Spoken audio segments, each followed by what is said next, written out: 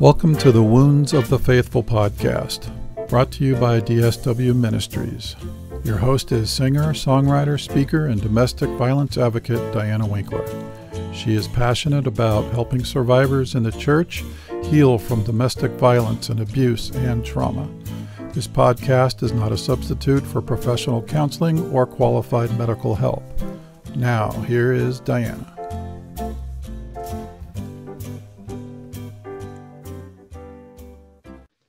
Hello, welcome everyone.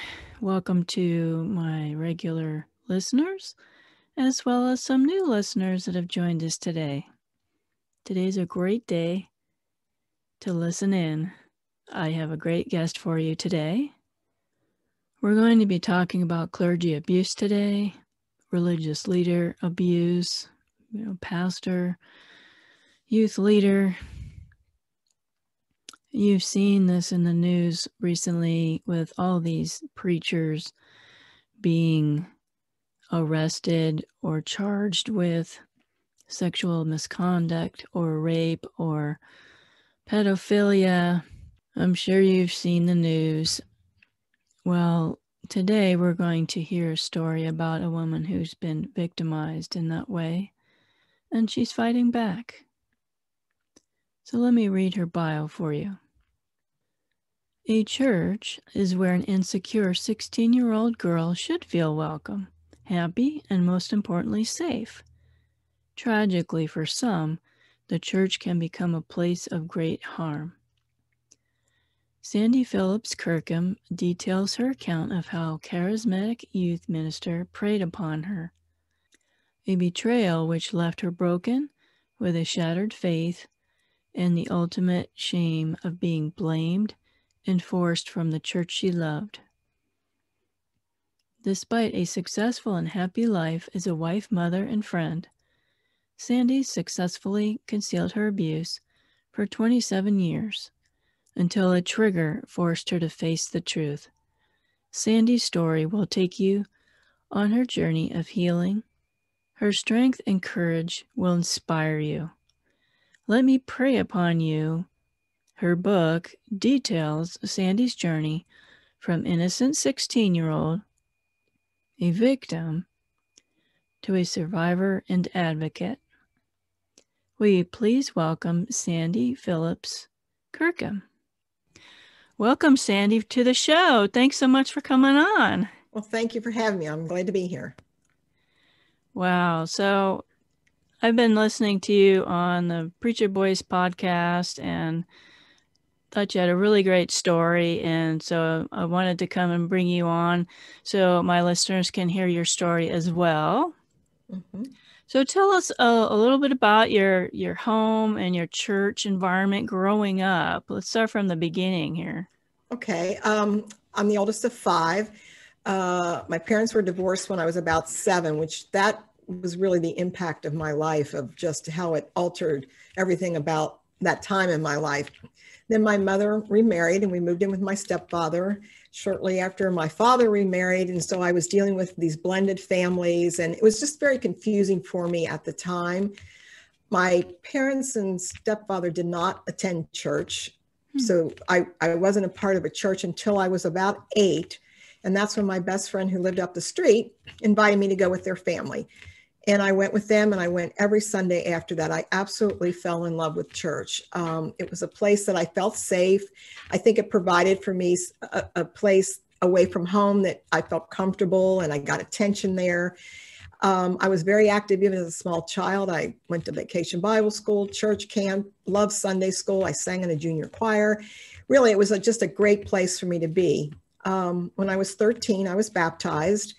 And then my faith really deepened, and my involvement in the church became even more so. Started teaching Sunday school and teaching vacation Bible school. I started serving on committees with adults and doing more of the activities that would, just be more in depth than just typical youth group activities. So, it's just no exaggeration to say that if the doors of the church were open, I was there. And I loved it. I loved serving God. I felt that that was the place for me, and everything about it brought me joy and peace in the church.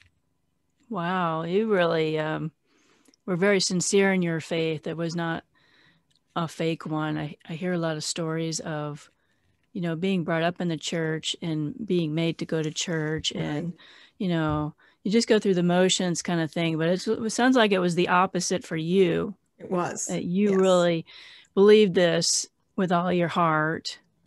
Was that a fundamental Baptist church you were going to, or what denomination? It was a Church of Christ Christian church, which is similar to the Baptist. It's an independent church. Yeah, that's the church it was. So something happened while you were serving the Lord and loving God. You met your abuser. Yes, shortly after I turned 16, our church hired a new youth pastor. And from the moment he arrived, he was totally different than anyone we'd ever seen before. He was very charismatic, very dynamic. His sermons were really like nothing we'd ever heard before. And people were just drawn to him. He had a personality that people found themselves wanting to be around him. They wanted to please him. So he was very good at asking people to do things, and they didn't hesitate. It was just a different kind of atmosphere when he came to the church. The youth group exploded in numbers. We went from like 25 to almost 200 in a very short time. Even the adult church was growing because people just came to hear him preach because he was so good at what he did. He was 30, married with 2 children, but he really acted more like our age group. He dressed like we did. He went to our football games at school. He knew our music. So he was tuned into us. And in return, we found ourselves, all of us, being willing to please him and want to do anything we could to make the youth group and the church better. So when people think of a profile of a child abuser, they usually think, oh, some dirty old man, that has roaming fingers or what have you. But this youth pastor sounded like, okay, he was really good looking and hip and really loved the young people. Is that typical of? Well, it's typical in the sense that it's not the dirty old man hiding in the bushes. Most abusers are people we know. They're people that we like. They're usually people that connect with people very well. And that's what makes them so dangerous, because they're not obvious with what they do. And they're very good at that. They pretend to be one of us. They pretend to care. But in reality, their goal is to find a way to take advantage of the most vulnerable in the group. And so predators are usually drawn to places where they will find vulnerable people. The gymnastics team is an example of that, the Boy Scouts, anywhere where you can, and certainly the church, because we are welcoming into people who are in need. Oftentimes then there are many people in the church who are vulnerable to these types of men, and sometimes women. Were there any red flags that you should have seen or noticed when you were around this youth pastor? Well, he came with so many different ideas and different ways of doing things. And one of the things that he was doing, now this was in the 70s, so cultures were changing, and it was free love and this kind of thing. But he came into our church and he expected everyone to hug each other. So we were always hugging each other. And he also expected us to say how much we loved each other and that we love you. And not just that I love you in Christ. He would simply walk up, give you a hug and say, I love you. Now, that may seem innocent, but that's a little odd for that pastor to be saying those kinds of things. And it also blurs the lines because, when you say to someone, I love you, that can be confusing to young teenagers and even to vulnerable adults. So, but he did that with everybody. It wasn't like he picked someone out special, but so the hugging and the contact was kind of a red flag in the beginning. But for me personally, I babysat for his family. His wife worked evenings. So one night after he came home, he asked me to go to his basement and listen to a song by Neil Diamond. Well, I felt a little weird because I'd never been around a pastor that wanted to talk to me about anything but church and the Bible. But I went to the basement, a Neil Diamond song. So I went to the basement. I know, but that's a trigger factor for me sometimes. So anyway, I went to the basement and he put this record on and I sat down on the couch And instead of sitting in a chair or another place, he came on the couch and sat very close to me. And I remember feeling uncomfortable, but I didn't say anything because I thought, well, he's just sitting next to me. It's no big deal. But that's a red flag that I felt because it felt uncomfortable to me. And then the other times that I would babysit for him, his wife wouldn't come home till late in the evening. So he would come home around 7 or 8. And after the kids were in bed, instead of taking me home, he wanted me to sit and talk with him all evening. So we'd talk about the Bible or we'd talk about church. And sometimes he'd ask me what I thought of his sermon, which at age 16, I'm flattered that this man has any idea that I would have some opinion about this great sermon that he just gave.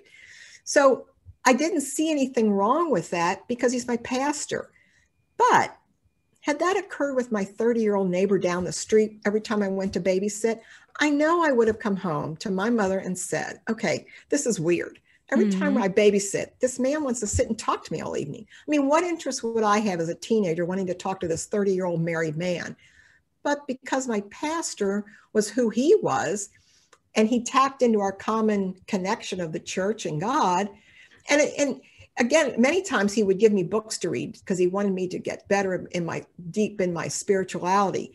So I didn't see anything wrong with it because of who he was. And so I just accepted that behavior, which is another tool and technique. They look for ways to get into you that don't seem obvious, and so those were 2 red flags for me. Now, as far as the congregation goes, I was in his office a lot by myself, but so were other kids, because he would actually call us into his office and say, I want you to come in and tell me what's going on in your life. Talk to me about your problems. Instead of us going to him, he would encourage us to come into his office. So while that probably wasn't a good thing, no one saw it as a bad thing. It seemed normal. But he called me into his office a lot more than the other kids. And later on, there were people who did say to me, there were times when I wondered why he said something to you like that, or I noticed something one time. And so I think people noticed some things, but no one thought enough of it to say, okay, there's something going on here that doesn't seem right. So those were the red flags that I think in the beginning were very subtle, but they were hard to see. And this is really important to distinguish these things, because I was groomed by a guidance counselor in 7th grade, but he was one of those dirty old men that, he was doing creepy stuff. Yeah. But I never would have seen myself a pastor, and he's talking about spiritual things, and he's talking about God, and he's not talking about sex. He's not you're not watching dirty movies together. No. He's not, buying you sexy lingerie. It's, hey, he's doing spiritual things. It's a setup. It's that grooming process you're talking about. It's pulling someone in to gain their trust in a very diabolical way, because he's using the church to do that. That's really scary. That scares me to death. What were the first times that he did something really inappropriate that you're just like, whoa? Well, the very first time was after a youth group meeting that was held in my home. I was the song leader. He put me in a leadership position, and it was very important to him that the evening always go well and that we were to make people feel welcome. And so at the end of the evening, I was nervous because I wanted to make sure that he thought everything went well. And he came up to me in my hallway and began telling me how great the evening was and how proud he was of me. And I was on cloud 9. I was flattered that he felt that way. I felt good that the evening went so well. And then he just slowly bent down and he kissed me. And it was a kiss, but it seemed somewhat innocent to some extent. And I remember thinking, I think he just kissed me. But then my next thought was, well, he's my pastor, and I don't think he would be doing anything he shouldn't be doing. And it was just a quick kiss, and he's always hugging people. And so maybe this is just his way of showing his appreciation for the evening. It was really the only way in my 16-year-old mind that I could justify it, because I couldn't think about this man doing anything he shouldn't be doing. And this was a person that everyone loved and thought so highly of. So how could I think he was doing something he shouldn't be doing? So I just let it go. I didn't think anything more about it. I mean, did you have any sex ed or anything? Did you know the birds and bees? Well, yeah, at 16 I did. Yeah, I did. But I hadn't dated much. I wasn't allowed to date till I was 16. So I hadn't had any dating experience. I had one kiss before this with a boy at camp. So I wasn't worldly or knowledgeable about all those things. And again, it was such a quick, innocent type kiss. He didn't grab me. He didn't push me against the wall. And again, I think for me, it was, okay, if this is more than just a kiss, then what do I do with it? So therefore, I'm just going to say it's nothing because I don't know what else to do. Wow. I let it go. But as I babysat for him, sometimes when I would leave, he would kiss me and sometimes he wouldn't. So, I didn't see it as a kind of a continual thing that he was always wanting to kiss me. He always hugged me. But the kissing became more intense as it went along. So it would be another year before he would have sex with me. And so that grooming process and kind of pushing the boundaries each time he was with me finally ended with him having sex with me. Oh, wow. Now, some of us listening are like an adult having sex with a child or 16-year-old. Can you unpack that a little bit more, the process of how he got to that point? I mean, the first time you had intercourse, I mean, did he, go to a hotel with you and you had a candlelight dinner, or was it in the back seat of the car? Was it an accident? I mean, it wasn't an accident. He was very deliberate, and I had every intention of having sex with me that night. I was babysitting. I put the kids to bed. I walked down the steps. I assumed that we would go into the living room or the family room, sit on the couch and talk about the things we always talked about. But instead, he stopped me at the bottom of the stairs and he took me into the living room and immediately put me on the floor and began undressing me. And wow. I froze. I literally froze. And I kept thinking to myself, he's going to stop. He's going to stop. And that the entire time he's whispering into my ear how much he loves me, that he would never hurt me, and that I can trust him. And then he kept asking me, do you love me? Do you love me? And of course, I'm answering yes, because, well, yes, I do, because that's what I've told him for the past year. I was so confused. And what my real reaction was, I froze. He sort of pushed my head under the stereo. And so when he's starting to get farther than I thought he would ever go, I just blocked it out and I started reading the serial numbers underneath the stereo. Oh my goodness. Just to be thinking of anything else. At one point, he then just picked me up and took me upstairs. He literally put me on the bed, penetrated me, and that was it. And I was horrified. I was absolutely horrified. I wanted to cry. I didn't know what to say. I didn't know what to do. He left the room, told me to get dressed, and he would take me home. And I remember sitting on the bed and I put the bedspread around me because I was so embarrassed that I didn't have my clothes on. Oh, wow. And then I just remember thinking, I just had sex. I'm no longer a virgin. I just had sex with this man. And he took me home. Now in the book, of course, I go into a little bit more detail, but right. he took me home. And just before I got out of the car, he said to me, now, this is something between the two of us. You can't tell anyone. And of course, I'm thinking, who would I tell? I don't want anybody to know I just did this. So that was the first time. And then I think I at that point, I kept thinking, I've had sex with him, so now I'm committed to him. Again, I'm at this point, I'm 17 years old. I'm still like, what do I do with this? I don't know what to do with this. And he was convincing me that he loved me. He was convincing me that he needed me in his ministry and that this was God's will in our lives. He threw that at me.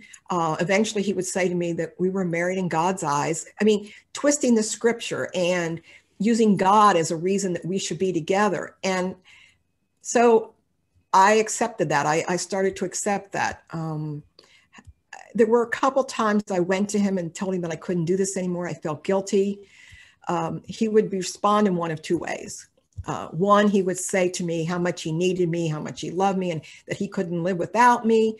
So that was the guilt part of it. Or he would respond and by saying to me, you know, you're no longer a virgin. No one else is going to want you. I'm the only one that knows how to love you. And you are committed to me, and this is going to be the way it is. And I saw no way out. I didn't see a way out. And so the relationship continued for 5 years. Wow, 5 years. It went on for 5 years. That is a long time. And during that time, he became more aggressive physically. He hit me. He became sexually more deviant. It just progressed. It got worse and worse. And to a point that my self-esteem was so low. I hated myself for what I'd been doing. So I finally just accepted that this was my life. I knew I'd never get married. I knew I'd never have children. And this wouldn't be over until he said it was over. I mean, this went on for 5 years and nobody in the church noticed it. Your parents didn't notice it. People say, well, where were your parents? Well, first of all, my parents were thrilled I was in church. I mean, this was a time in the 70s when drugs were prevalent. Girls were, having free sex. So for them, what safer place could there be than to be in church? So, and they saw his intention toward me and his involvement with me as a good thing. I mean, he would take me on hospital visits with him. I mean, they saw this as being positive. And they knew how much I loved being there and that it was a place that I liked to go. So they didn't see it. And many in the church didn't see it. Began because who suspects the pastor of such behavior? Mm-hmm, yeah. And especially in the 70s, when this wasn't an open topic like it is now, you wouldn't have dared thought anything like that. And so it's not uncommon for people in the church to miss the signs and to ignore what they really do see because they just can't believe that it would be something that would be happening in their church. Because then they'd have to do something about it. Yes, exactly. When did it all come crumbling down? It does crumble eventually. It does.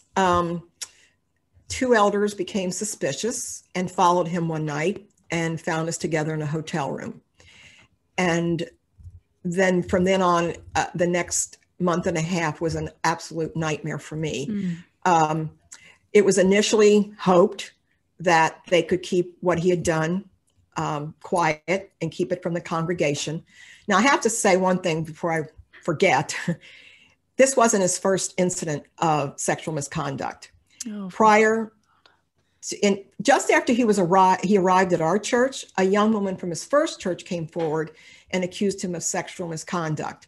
When he was confronted by my elders, he didn't deny it. He said it was true. He asked for forgiveness, said it would never happen again. It was a mistake. So within 6 months, that's when he was kissing me in my hallway. So these elders were aware that this was the second time that there had been an incident with this man of sexual abuse and misconduct. But in spite of that, they tried to keep it quiet in hopes of moving him to another church. And so I was told during that time where I was to sit, how I was to respond to questions. I wasn't to talk to anyone. I wasn't to tell anyone about what had happened, including my parents. And this was all in an effort to keep it quiet. Well, that effort failed. And so it was determined that he should address the congregation. He did it in a very vague way, just simply said that he'd sinned against God, and he'd sinned against his wife. And that was his confession. That was it. 2 days later, he had me meet him in a hotel room after that confession in front of the congregation. Now, he was moved to the next church. He was given a going away party. There was actually a vote to maybe keep him, but the vote failed and they decided to move him to the next church. About 2 weeks, 3 weeks later, I was called in by the elders. And this is probably the hardest part of my story for me. Mm-hmm. I was called in by the elders and I was told that because of my behavior, I was to leave the church. I was devastated. I loved that church. It was the only church I knew. And here I was being told by these two elders that I wasn't fit to worship there any longer. Mm-hmm. He could be forgiven and given a second, third chance. I couldn't be. I was told that to leave the church. I wasn't given any counseling. I wasn't helped in any way. I was simply told to leave. And I did. I left. And that, I told people many times, as horrific as the abuse was, having been told to leave that church had a greater impact on me spiritually than the actual abuse did. I don't think I ever recovered from that. It still haunts me to this day to some extent. That response of the church really devastated me. So that was the crumbling, as you called it. It came crashing down, and I left the church. So did that change your perception of God? I mean, what was your relationship with God this time? Yes, you were kicked out of the church, but... Well, I felt a disconnect from God. I never blamed God. I never felt like God caused this to happen. In fact, I carried the blame and the shame. I felt guilty for what I had done. And so I never blamed God, but because of the relationship being tied in with God and the prayers that this man would give, and then, he'd give these wonderful sermons about marriage and sanctity of marriage on a Sunday morning after having sex with me the night before.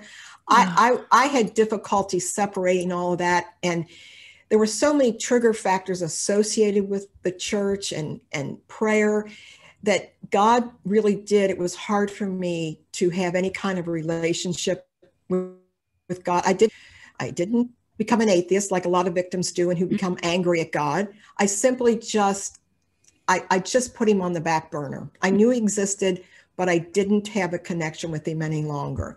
So for 27 years, I never prayed. I never opened my Bible. I went to church because when I met my husband, he was a Methodist, and I thought, well, I'll go to the Methodist church. It's a different denomination. Mm-hmm. I'll just go on. It should be fine. It didn't work that way. I had anxiety attacks in church.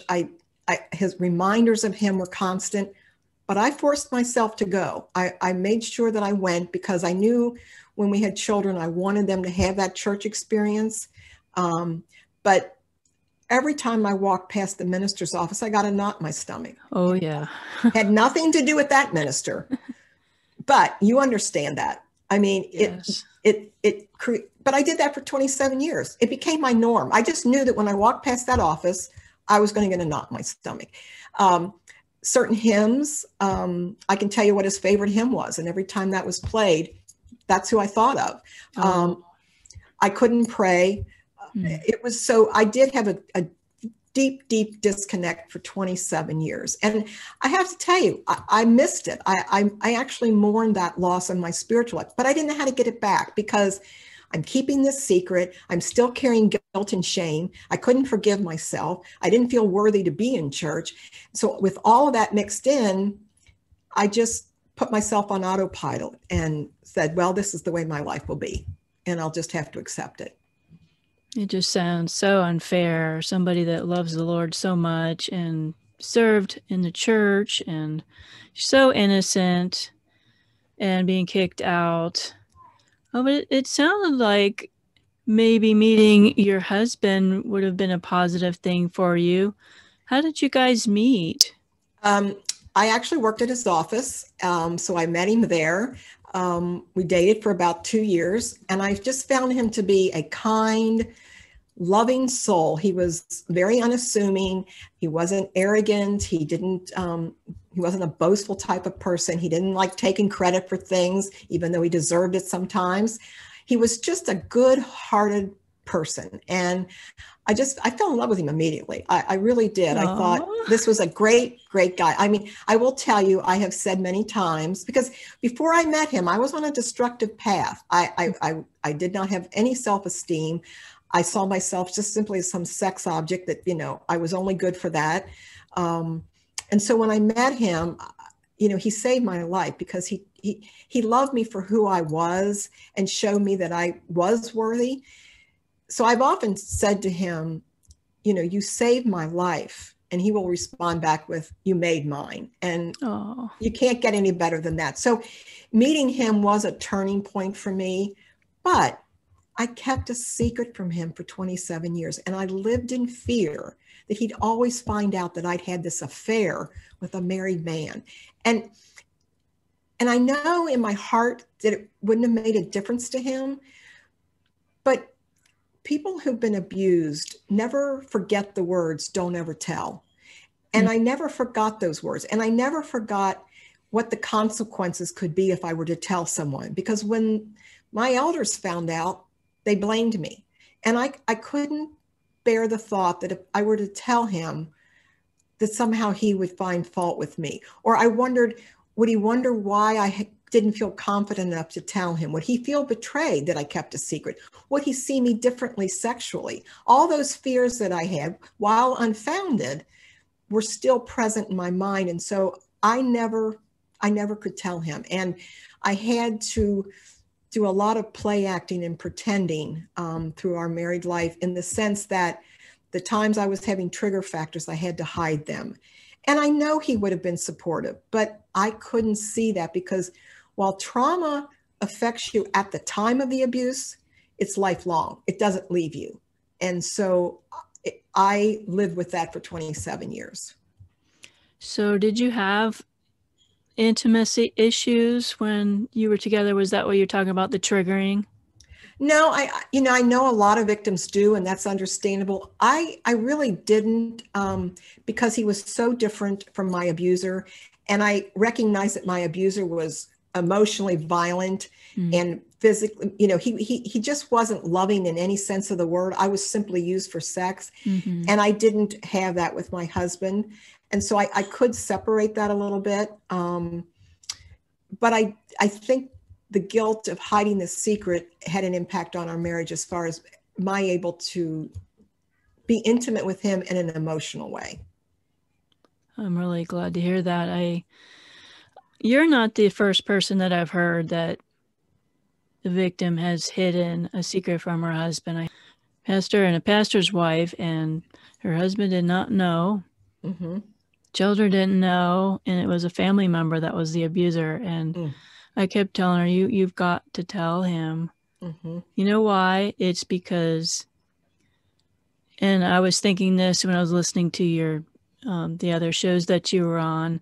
I'm thinking about your children and your grandchildren. Like, if I was abused, I would be like, how do I keep my children and grandchildren from going through what I just went through, Well, that's an interesting thing, because most people would assume that my daughter, I would have been all over it and worried, sick every time she left the house. Yeah. But I actually had the opposite reaction, because keep in mind, I didn't see myself as an abuse victim. I saw myself as someone who participated, who willingly went into this relationship and stayed in it willingly, which is not the case when you're abused. There's the control, the manipulation, all of those things that play into keeping a victim in a relationship, and they see no way out. So for me, I just assumed I got one bad apple in the whole barrel, that this didn't happen to other people, and that I had an affair. But my daughter, who I knew, she would never have an affair with a married man. I just knew that.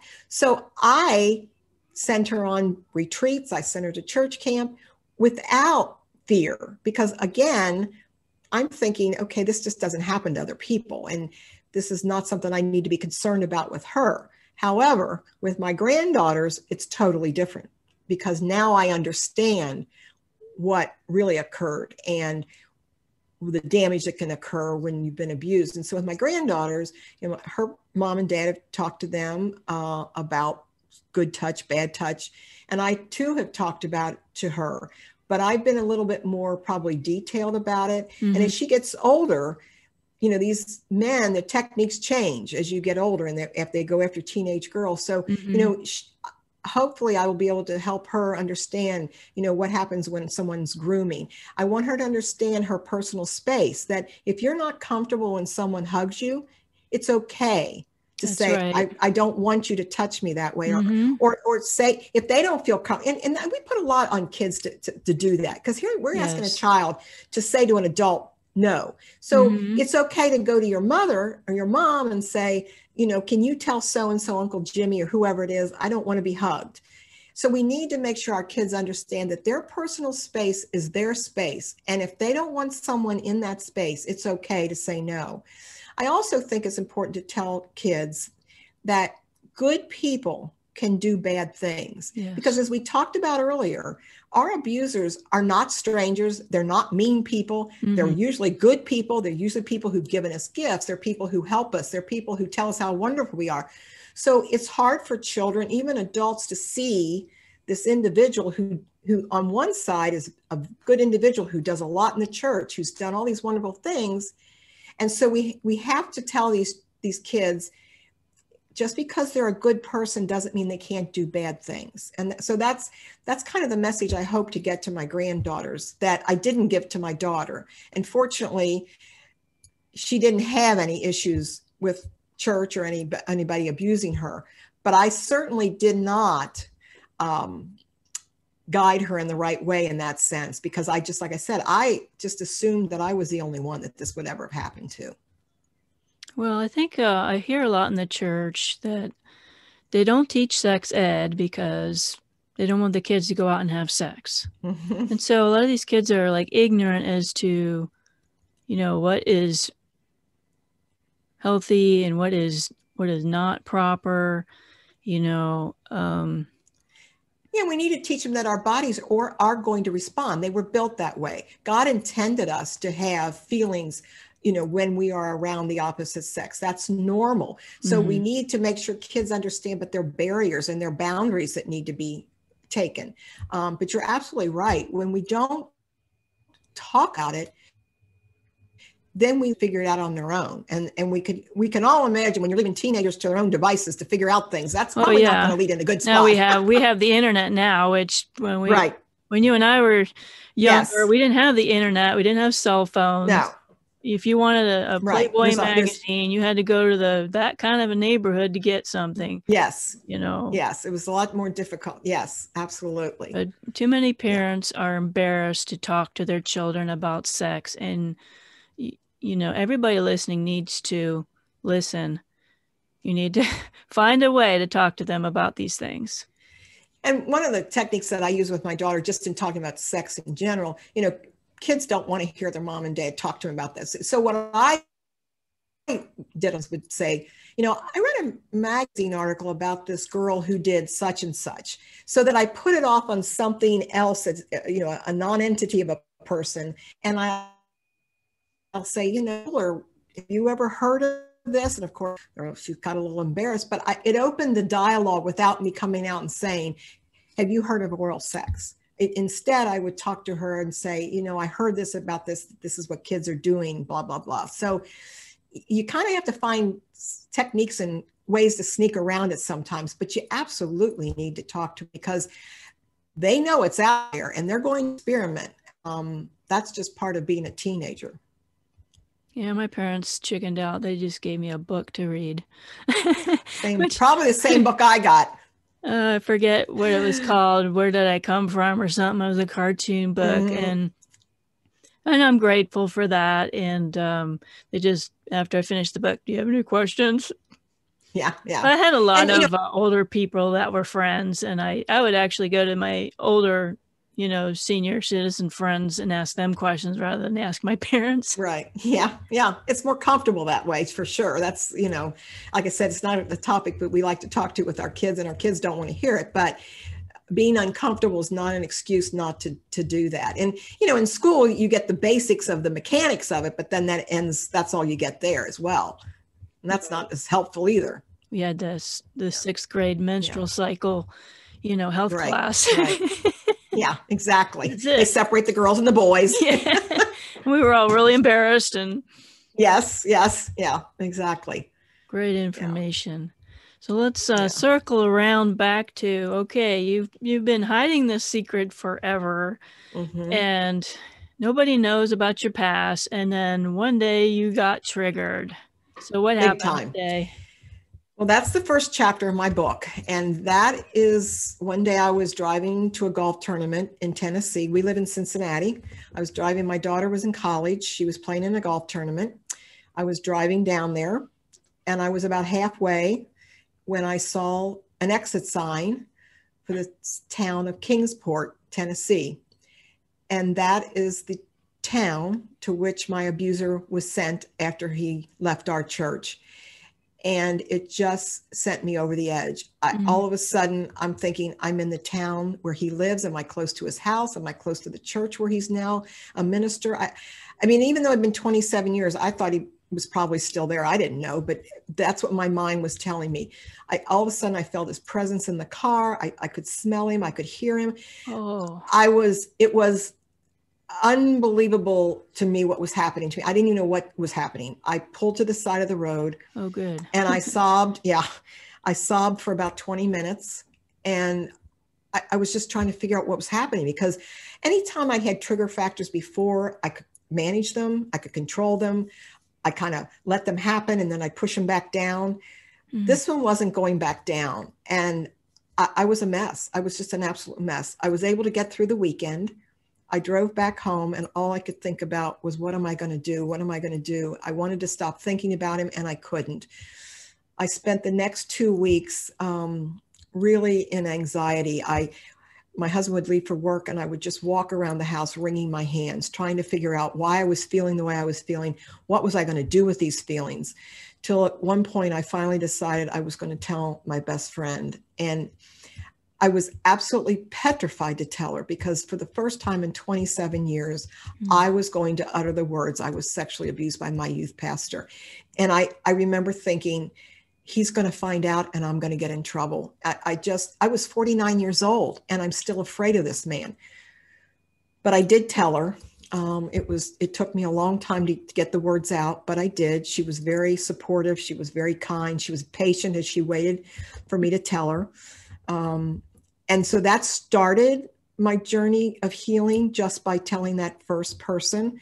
I then told 2 or 3 other of my close friends. So the 4 of us spent many days and many hours on the screened-in porch of one of my friends, just letting me talk and being able to express what had happened to me. I wasn't ready to tell all of the story. I mean, there's parts in the book that I won't go into here because they're pretty embarrassing and some things that I did. So I wasn't ready to tell them everything, but I told them enough that it helped me start to release what had been done to me. And so that was the first thing that I did, I think. And then the next thing I did, which was so valuable, and I encourage victims to do it as well, I just read everything I could on clergy abuse or sexual abuse in itself. So I began to learn the terms of grooming, manipulation, gaslighting, and then I could see how he methodically used each one of those things on me to get me to do the things he got me to do and to stay in that relationship for those 5 years. And that was huge for me. So it was for the first time as I began reading, I understood that I had been abused. Now, it still took me a while to admit that I really was sexually abused, because I didn't want that label. I didn't want to be an abuse victim. And there was a part of me, we all want to be loved. And so there was still a part of me that I wanted to think that there was some part of him that cared about me, that this wasn't just purely about sex and that he wasn't just using me for his own gratification. And I had to get past that. I had to finally come to terms with, no, this man didn't do no one who loves you would do the things he did and ask the things he did of me. So that took me a while to finally admit, okay, this was an abusive relationship. So I told someone, educated myself, and then I had to learn to forgive myself. I had to let go of the guilt and shame, because any guilt and shame belongs squarely on him. This was a man that I should have been able to trust. It was in a place that should have been the safest place on earth for me. And he took advantage of a vulnerable teenager who had, I didn't have a major crisis in my life, but he knew my home life was an upheaval at times. He knew that I didn't see my dad very much.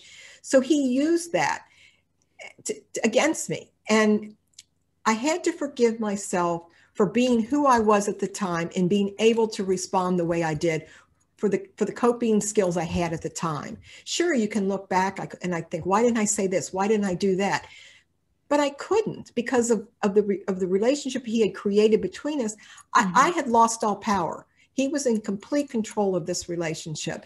So I had to forgive myself. And that wasn't easy either. And then, and I don't know that this is something all victims should do, but I just felt this need that I needed to confront him. I just felt like I couldn't move past this unless I was able to face him. Now, I had no contact with him for 27 years. I didn't even know if he was still alive, but I hired a private investigator and he found him ministering in a church in Alabama.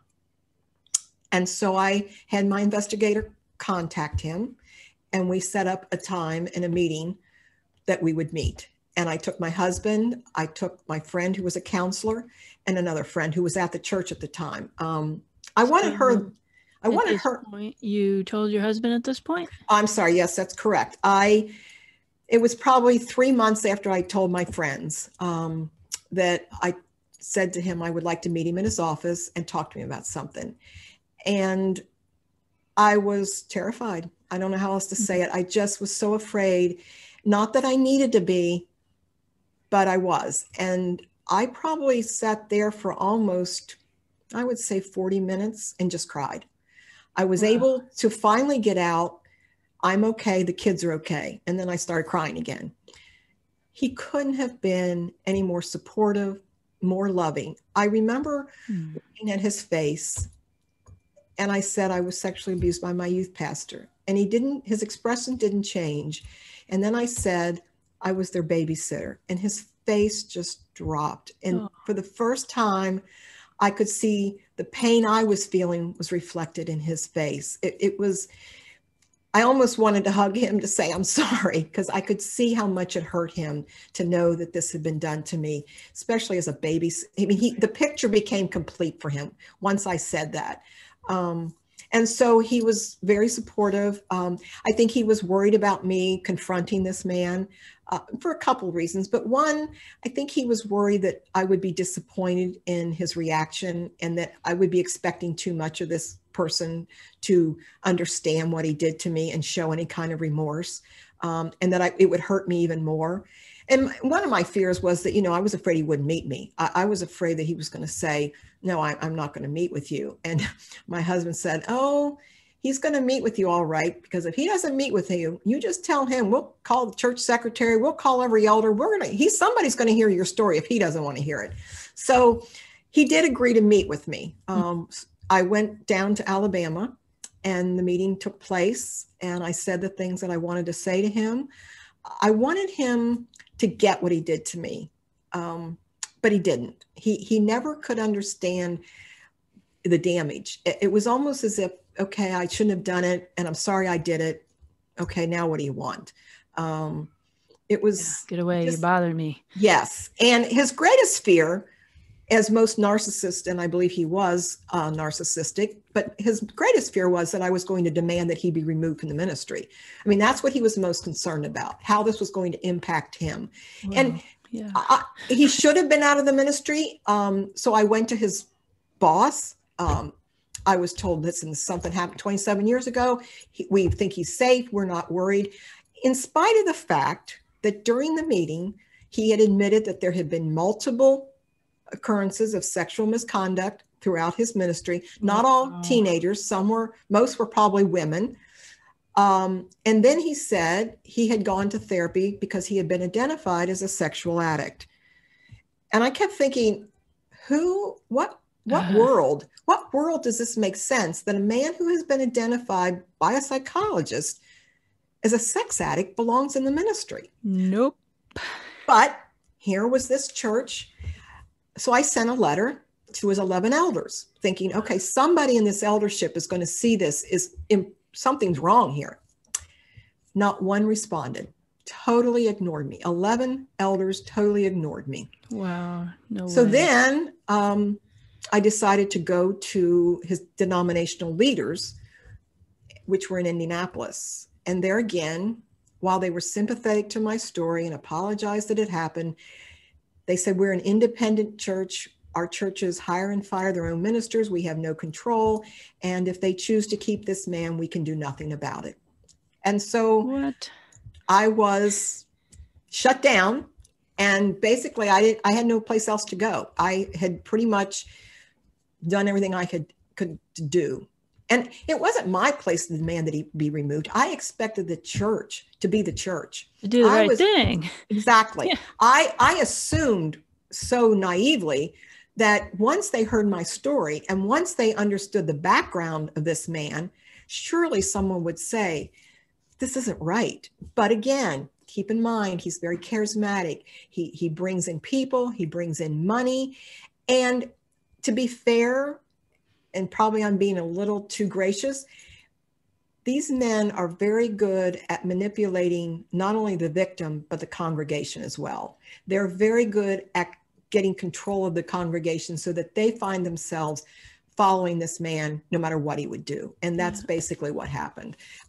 There was going to be, I got a 4-page letter from his boss telling me that, I'm going to ruin this church if I continue on this path, and that I'm going to feel all this guilt because I'm going to be responsible for the damage that I will do to people's spiritual lives. I mean, it was an incredible, I put the letter in the book because it is so incredibly hard to believe that someone would write that to a victim of abuse. So that was, what year did that happen? 2004.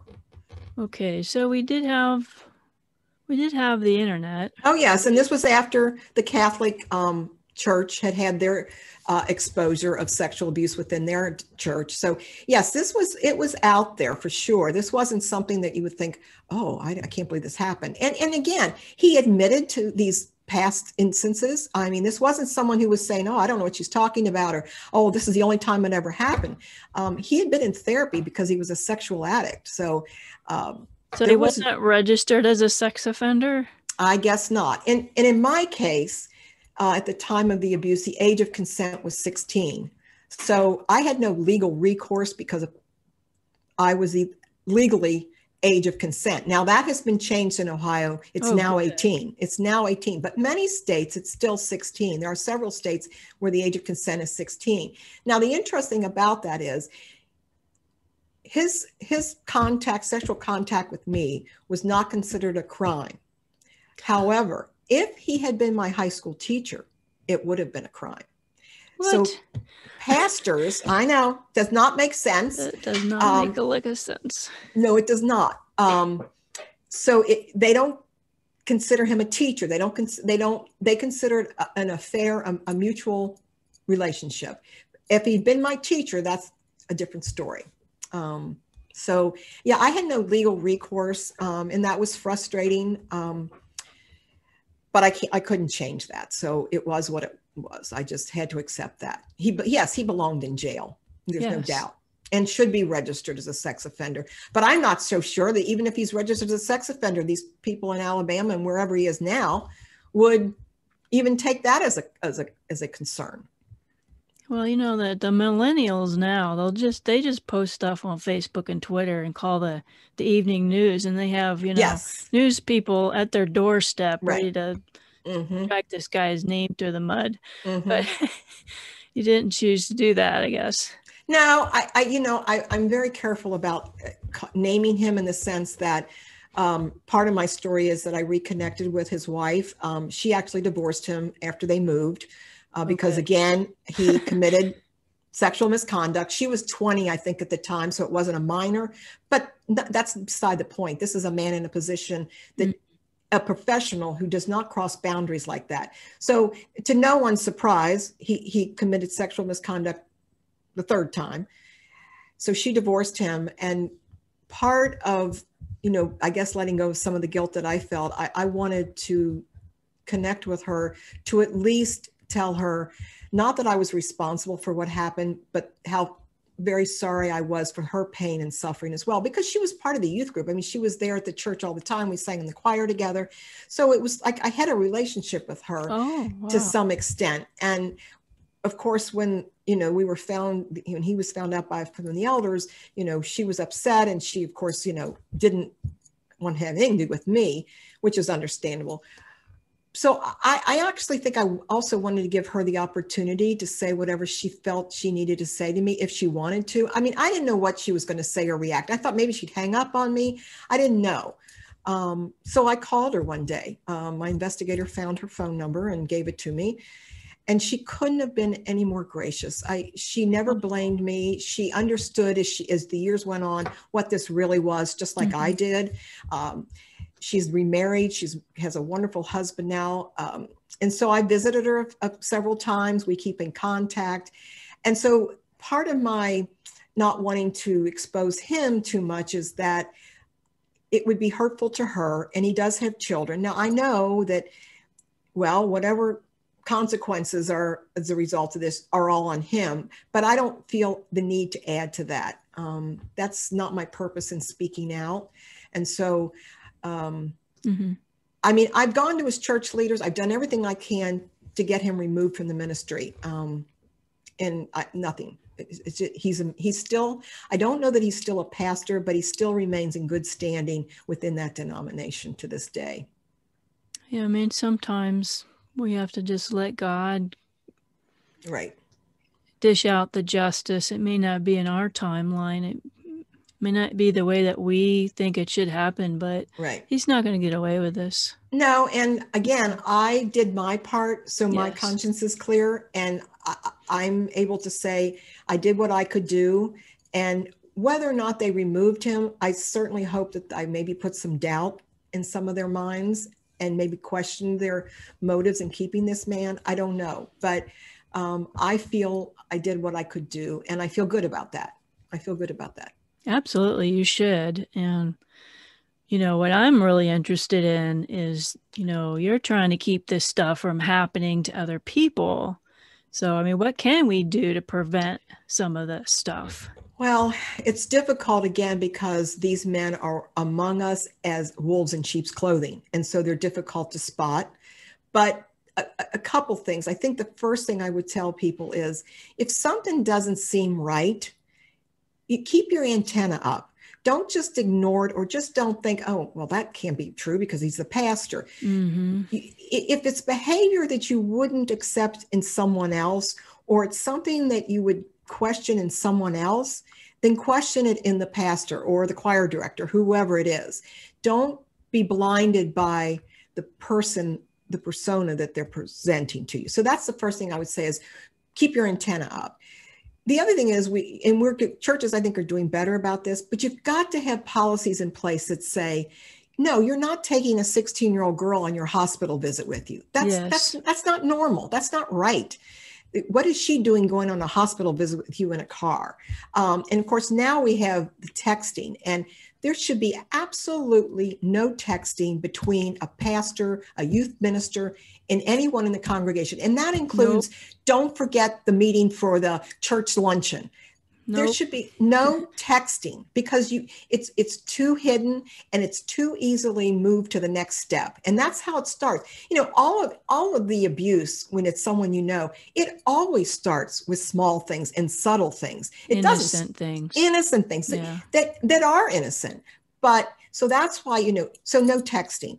So put into policy those places of, you know, when you take a 10-year-old child to the bathroom, you make sure there's another adult with you. Absolutely. That's for your safety as well as for the child's safety. So I think we need to be aware. And then I would also say, watch for the vulnerable among your church or your group. Watch for the kid that's got issues at home and is looking for a father figure. Be aware that they're going to be more susceptible to someone who's a predator, and pay attention to their cues and kind of keep in touch with them as well, in a sense of asking questions and how they're doing, and be the kind of a person that they might feel comfortable coming to if something were to happen to them, because they're the ones that are going to be most vulnerable to a predator. So that's kind of, you know, an overview of what may be a help to try and stop and prevent some of this. Yes. I like lots of video cameras. They're cheap now. You can put a camera, you can hide cameras all over the church facility. And And I think too, talking about this issue to the congregation before anything happens, maybe having a person in your congregation who is the go-to person on this topic, who's researched what all these grooming and manipulation is, so that they are even more equipped to notice the signs. So you have a person who's kind of in charge of that topic, and then address it to the congregation once a year and say, here's our policy, and here's what we expect of our pastors, and here's what we would hope you would do if you notice something. So it just brings it out so that people feel like if there is something that they know is going on or something's wrong, they feel comfortable going to someone about it. Those are all really great tips for leaders and church members. So what if I'm listening and I'm being subjected to some of this stuff? What should I do? Well, what you need to do, and what is the hardest thing to do, is to tell someone. Yeah. And it's hard to do because when you're in an abusive relationship, you are being controlled by your abuser, and the narrative is what he is directing. And so he's going to tell you, look, you can tell anybody you want, they're not going to believe you. And he tells you that over and over again. He's also going to tell you that you're going to be in trouble if you tell anyone. And then there's that problem of, you sort of care about this person. Here's someone that has been helping you, who's been your mentor, and you don't want to get him in trouble. So with all those dynamics involved, it's very difficult for victims to come forward. But I am telling you, you don't want to wait the 27 years that I did and live with this guilt and the shame and the angst and the anxiety. It's first of all, it's not worth it. And you're not doing anyone any favors, especially yourself, because there is help out there, but they can only help you if you're able to tell someone. And believe me, I understand how difficult that is. It's not easy. Mm-mm. But I would hope that by hearing my story and others, that you will understand that there is help out there and you need to tell someone, because it won't end until you tell someone. And if you need to, you go to someone that you trust. And if you need to, you go outside the church. You tell someone you know is going to listen to you. Hey, I tell my listeners, you can call me anytime. Mm-hmm. You can email me, and I'm sure you'd say the same thing. Exactly. Reach out to Sandy if you need somebody to talk to, or you don't know what is the next step I need to take here. Right. Because it is scary to make that first step. It's very scary. Very scary. Absolutely. So then there's the rest of us, those that have not experienced clergy abuse. Maybe we're members in the church, maybe we're friends or family. What are some helpful things for us to do to support a victim? Helpful things to say? Maybe there's things we shouldn't say. Well, yes. Well, first I would say, anytime you're aware of a victim of clergy abuse, or anybody who's been abused, whether it's clergy or not, reiterate to that victim that it was not their fault and that there was nothing they could have done, should have done, that would have prevented this. And by doing that, you are telling that person they're free to speak to you. And victims need to hear it over and over again, because we do blame ourselves. Children as young as 5 will blame themselves because they allowed someone to touch them because mommy said not to. And that guilt and that shame that victims carry, it's difficult to let go of it. So to hear someone say to us, it's not your fault, is so freeing. So that's the first thing. The second thing I would say is, let them know that you will listen to them without judging them, and you will hear their story without being shocked, that you're able to say, tell me everything you need to tell me, or tell me as little as you want to tell me. Give them a comfort place to go to talk. And then I would say, and this is difficult for people who have spiritual lives or who are part of the church, be very much aware that things such as prayer and Bible reading and scripture can be very triggering for those who've been abused in the church. Mm-hmm. So things that you would find comforting, like prayer, can be a very major trigger factor for victims. And so instead of saying to a victim, I'll pray for you, or can I pray with you? The best thing you could say would be to phrase it in such a way as to say, I understand because of what you've been through, prayer can be difficult. And so I would like to pray for you, but I would completely understand if you don't want to pray, or you don't even want me to pray for you. And so you've opened up the door to say to this person, wow, I don't have to feel guilty because I can't pray.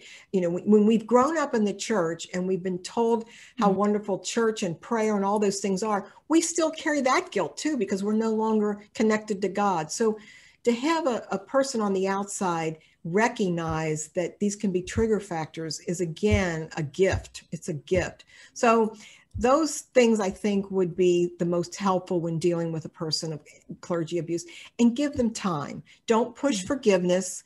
Don't push trying to get them back into church, because some victims will never be able to go back to church. If you let them find their own pace of time and you do it without judging them. And I know that's kind of hard sometimes for Christians and people in the church, because we love the church and we find it to be such a wonderful place and we want this person back in the church. Yes. But it may not be the best place at that point for that victim. Such valuable advice. That is awesome. And again, back to like when you're talking about this sex education, open up the dialogue, bring it up before they bring it up. Again, I read in the newspaper that this girl was molested by, a gym teacher, I know that happens. So, and then let them know that it is, like you said, allowing that comfort to be able to talk to someone. I think for me, it was important to give my side of the story.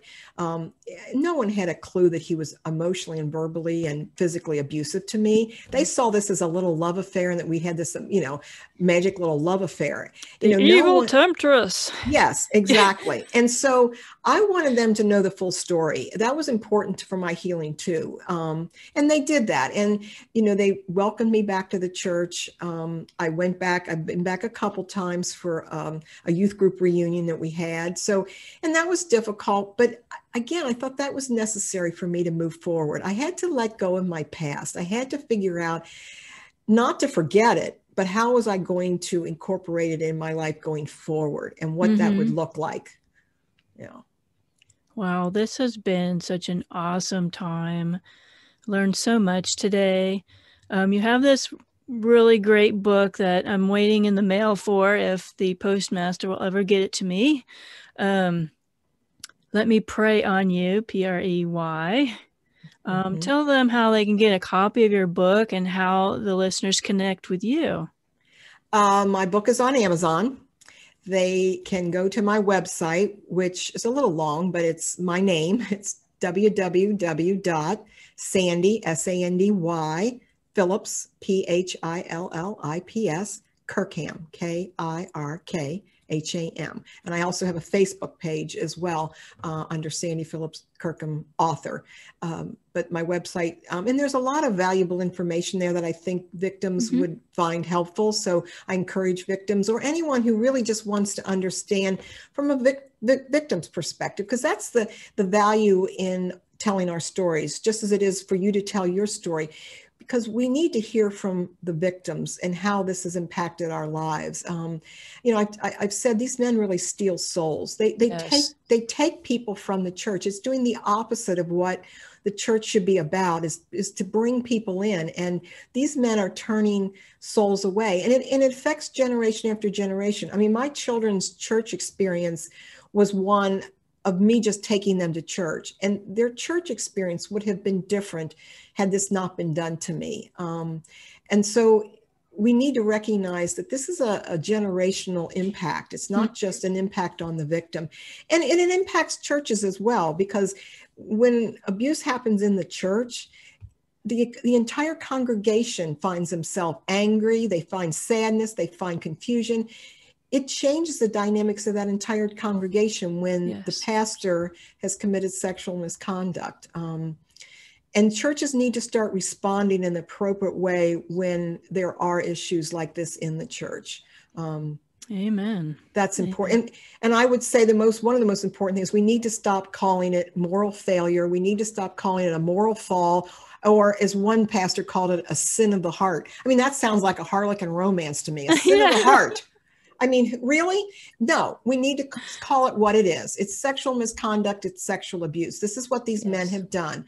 It's not just a moral falling, although it is a moral falling. It's also an ethical violation. It's a violation of their oath, and they need to be removed from the ministry. They're no longer fit to be the shepherd of the sheep because they've proven themselves to be wolves in sheep's clothing.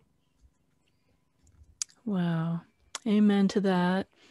Well, this has been awesome. I so appreciate you coming onto this show, and I will let you know when I get the book and have read it, and I'll put a review up there on Amazon with your book. And absolutely keep in touch. I will do that. You've been a delightful host, and I've certainly enjoyed my time here with me. And I do hope that it's been a help to some victims if they're listening, because, you know, like I've so many times I said, I wish I'd heard someone's story when this was being done to me, because then maybe I would have understood and could have had the courage at that time to come forward. Thank you so much. God bless you. Thank you.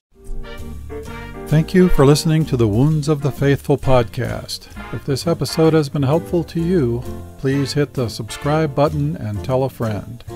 You can connect with us at dswministries.org, where you'll find our blog along with our Facebook, Twitter, and our YouTube channel links.